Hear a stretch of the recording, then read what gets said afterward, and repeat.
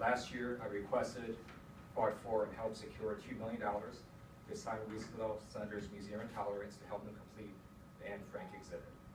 And because of my passion for local community issues, I am honored to have been endorsed by LA City Council members Mike Bonham, Bill Rosendahl, and Paul Koretz.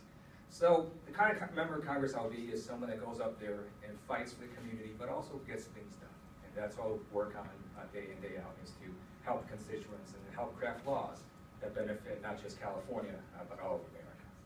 And then let me conclude now by giving you my view on Israel.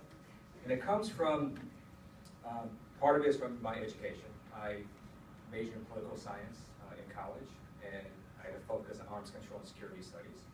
I'm a graduate of Air Command and Staff College, and recently a graduate of Air War College. And for my studies, it's very clear that the first priority of the federal government is America's national security. And our security is inextricably linked to the security of Israel. Israel is a profound and unique ally of the U.S. It is the only democracy in a very troubled region of the world, and America must do everything it can to defend her. I also believe Israel has a full right of self-defense to defend itself from terrorist attacks and those who seek to harm Israel. But the other view I have of Israel comes from my amazing trip with the Jewish Federation in 2007. And you know, before I went there, my wife and I weren't sure what to expect. We knew about Israel from sort of television images.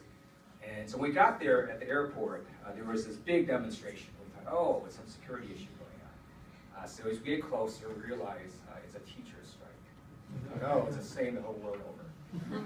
So the first place they took us was to Jerusalem. We saw the wall, and then we went to see the church or the Holy Sepulchre, incredibly important to Catholics.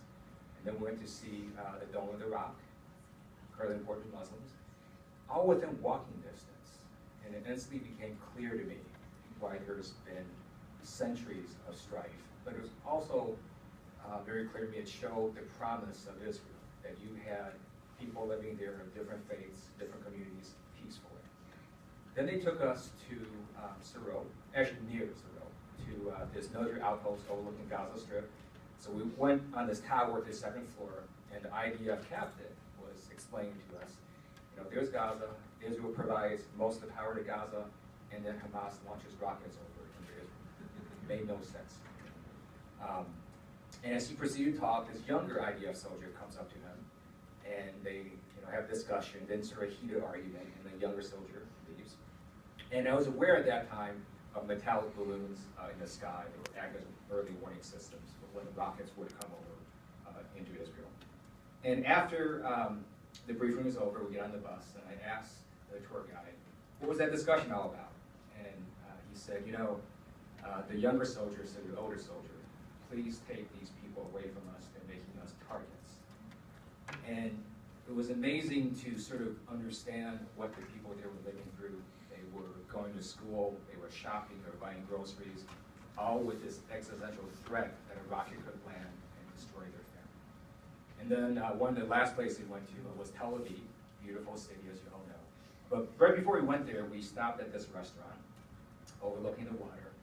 And by the way, I had shawarma. I love shawarma. And so we had that, and afterwards we got on the bus again, and the guide said, you know, about a year and a half earlier, a woman walked in, had lunch, and then blew herself up, killed a lot of people, leveled the restaurant.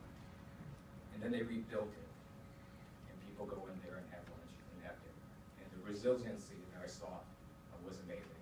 But I came away from that trip understanding the existential nature of the people living in Israel, and why it's so important that America protect her. And that's why, as a member of Congress, I will fight for and support America's $30 billion 10-year commitment for Israel's security. I will fight for and support increased funding to the Iron Dome missile system, including systems such as Arrow 3 and David Sling. I will also fight for and support increased U.S.-Israeli partnerships, including the U.S.-Israeli Partnership Act 2013. I will do everything I can to avoid the BDS movement, and I will do whatever I can to help the two-state solution. I do believe Secretary Kerry's comments recently are offensive. I don't think his apology actually goes far enough. I think he should simply apologize for using the term that he used. With that, happy to answer any questions that you may have. All right, thank you very much.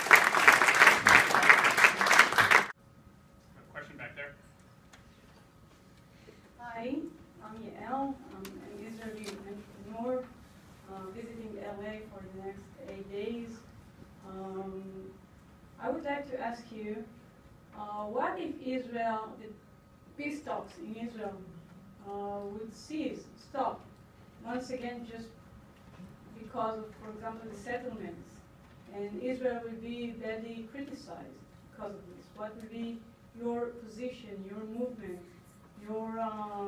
what would you do? About settlements. Is that? I think the question is about the peace talks right now and your position on the peace talks and what would happen if the talks were to fail. Well, let me first say that you cannot negotiate with a terrorist organization. Hamas is a terrorist organization. And when Fatah aligns with Hamas, you're now dealing with a government, half of which is a terrorist organization. And I just don't see how we're going to achieve peace that way until Hamas takes out of its charter that it wants to destroy Israel. We're just not going to be able to negotiate with a partner like that. So if the peace talks fail, they fail because of that is a main reason it would fail.